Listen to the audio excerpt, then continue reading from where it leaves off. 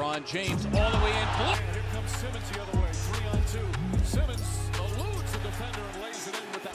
Certainly the length altered that shot. Out of the quick steps. But let's move on to the Pistons, because I think they're a little bit more interesting as far as what they're going to do. And I wrote this in my little notes last night after I looked into the Blake trade and stuff like that.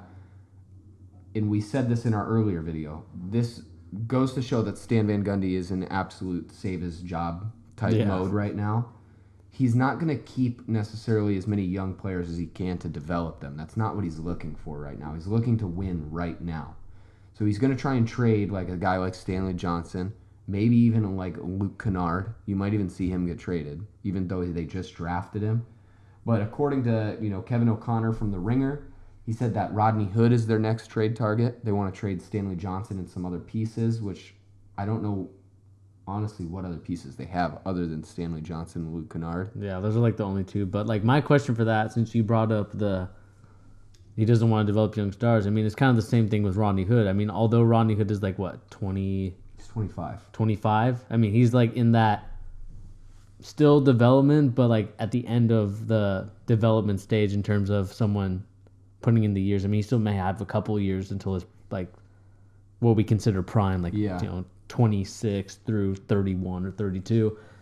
I just think he's just another player that is a development player. Like, he still has one more year of development left, I think, before we decide whether or not he's like solid starting player or off the bench type of player. So, like, I do like the fact, because what it does is that it does bring in a scorer rather than Stanley Johnson, who's more of a defender. Yeah. And defense isn't really what the Pistons need right now. It's scoring. And that's the reason why I think potentially why they traded for Blake Griffin, who brings in that 22 points a game. And it's potentially why they're bringing in Rodney Hood. But Luke Kennard is an interesting thing. I think he's been pretty decent as a rookie for the Pistons. So my question is, like, do you trade him, and what do you trade him for? I don't know what they would get for Luke Kennard. I mean, his field goal percentage from 3-point land is pretty good. Mm-hmm. It's like 44% or something like that. And I think, like, other than Markkanen, he has one of the best 3-point games as far as the rookies are concerned. But the problem with a guy like Luke Kennard in the situation he's in is that he was taken ahead of some really, really good players in the league. So it kind of makes Stan Van Gundy look even worse, And not that Luke Kennard is a bad player, but Donovan Mitchell got picked 3 picks after him. Yeah. And then 15 picks after him, they had Kuzma go too. Yeah, exactly. Which you can't necessarily fault Stan Van Gundy as much for the Kuzma pick, because nobody really thought Kuzma would be who he is now. Mm-hmm. But like guy like Donovan Mitchell, you passed him up, and you got a guy like Luke Kennard who you knew wasn't as dynamic offensively, or even just in general. It's kind of hard to defend that pick now, looking back on it. And what would this team be doing right now if they had taken Donovan Mitchell over a guy like Luke Kennard? It's hard to say that Blake Griffin would be on this team right now. They might be in a better situation with a guy like Donovan Mitchell. But I think Rodney Hood is a little bit farther in his developmental period than Stanley Johnson is, like you said, and I think that what they want is offense.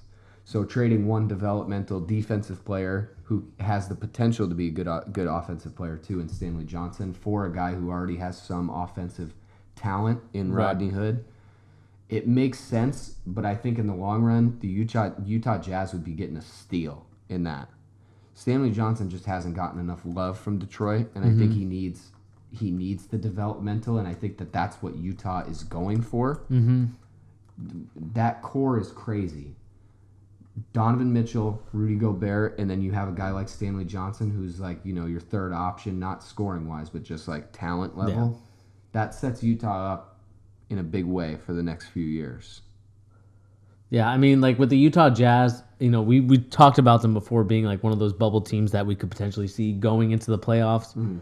But I think they're maybe like a year away right now, just based on the fact that they have some good pieces, but they don't have like the superstar that they're really looking for. Mm-hmm. And although we love Rudy Gobert, or at least I do, I can't speak for Peter.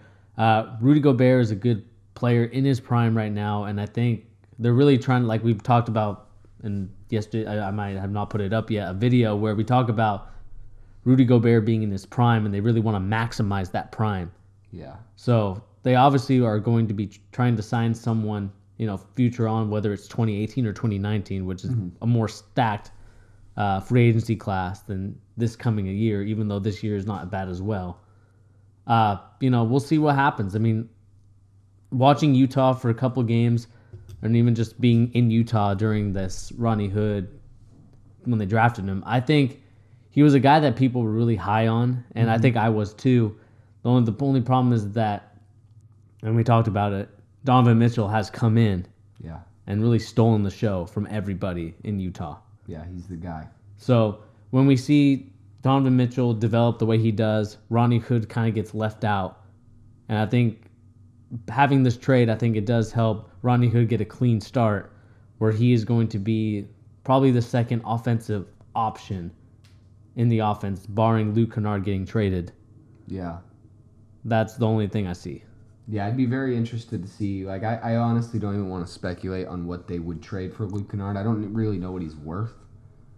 Even though, I mean, he has proven himself as like a quality shooter in the league, and he's young. So who knows what happens with him? But it's definitely, I think that this is a fair trade for both sides. This is more fair to me than the Clippers Detroit trade. It's not as much of a mega deal. Yeah, but sure. I think you trade two young talents who need a fresh scene, like a fresh change of scenery. One who I think is much more talented in Stanley Johnson, and then a guy like Rodney Hood who could see his talents be much more utilized in a place like Detroit sooner. I think this is an interesting one, and I think that's probably going to happen too, but we'll see what happens. And I just think the Pistons are going to be really active for the next week or two. Yeah, obviously. I think the Pelicans are going to be probably the most active teams, based on the fact that we've heard rumors that the Pelicans are really pushing hard. Even though DeMarcus Cousins got hurt, they are really pushing hard to get more players on their team. Yeah. All right. We have anything else to talk about with these two teams? I don't think so. I think we've covered it all, from the Pistons talk to the Clippers talk, what their plans are, and just let us know what you guys think. Do you guys think that what is the Clippers' plan for the future? Is it to wait until the 2019 free agency class, or do you think they're making a play for LeBron, which we've heard rumors of? Mm-hmm. And then, like, for the Pistons, do we expect them to make any more moves? And also, do you think Stan Van Gundy keeps his job? Just let us know. Well, also, just tell us in general, what do you think of these two trades? The big Blake Griffin trade, what do you think about Rodney Hood for Stanley Johnson? Tell us what you think.